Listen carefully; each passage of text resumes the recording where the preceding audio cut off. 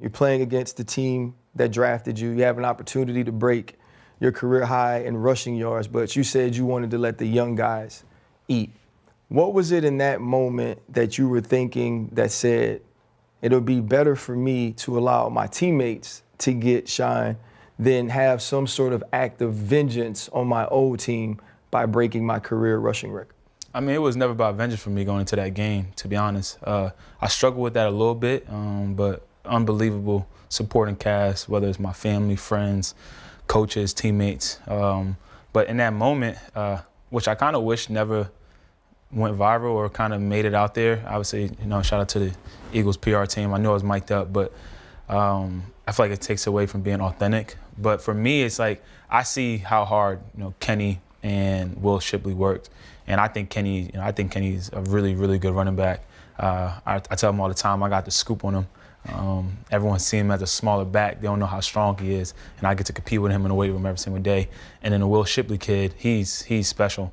I think he's going to be a really good player in the future.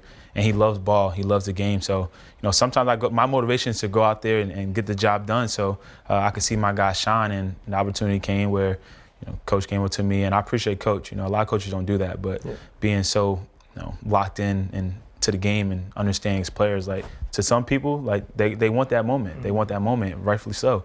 But for me, it was all about like, hey, like we work just as hard together. The reason why I'm able to get this amount of yards is be able to feel fresh because Kenny was out there balling with me. Will come in practice, takes reps from me. So I just want those guys to go out there and get their burn. Some of the guys on the team, how mature they are. AJ specifically. That's a good dude, man. He's a really, really good dude. He challenges me in a lot of ways, and whether it's as a player, mental, within my faith, and there's a lot of guys like that. There's really a lot of guys like that on this team that generally care about you, and it's a weird feeling for me because I'm still like the new guy. But like even this week, like coming into the Giants week, like how many people came up to me, like just checking in on me, like just having my back. Even on the sideline during that game, after the drop, like just continue to remind myself that like just stay locked in and stay focused on the little things. And also like the love that they have for me, because it helped me going back to the confidence thing where you got to remind yourself who you are. Like, they viewing me because they've gone against me and the coaches coach against me. So it's like I'm in a little slump, I guess, within myself, but like they see me. I'm Saquon Barkley. Have you been watching Derrick Henry, bro? You heard him? So we're watching Derrick. I texted him last night because I told him on the show. I was like, hey man, 10 for 10. You know what I'm saying? I was like, in the hole, me and you by ourselves, I feel like I'd tackle you 10 out of 10 times. Oh, you're crazy. I texted him last night and I said 5 out of 10. Oh, Lord. 50% ain't bad. I said 5 out of 10. That's not bad. He need to slow down. Bro. He need to slow down. He need to slow down. Like when you watch Derrick Henry at this stage of his career do that, bro, what's from another elite running back, how do you see that sort of performance?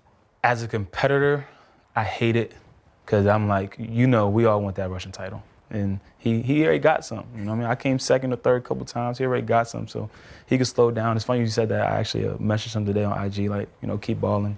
And he got back to me saying, same to you. But I love it because, man, fuck analytics, bro. I'm so tired of that shit. Like, and that was something that was, kind of in the past where it's like, but the analytics show this, and don't put numbers on me. Don't put numbers on Derrick Henry. Don't put numbers on this player. I want to be one of the best players to ever play, one of the best running backs to play. Like, Barry was in his 30s rocking out. Like, or he left early 30s. AP was in his 30s rocking out. Emmett was in his 30s rocking out. You was in your 30s. I was rocking out. Rocking out. Like, you see what I'm saying? It's like, so I love that he's a 30-year-old running back and he's balling. And like I don't get into, I don't pocket watch. Like, everybody get your money, get your paper, but there are a lot of people right now that are getting paid a lot more than Derrick Henry. And what are we really talking about?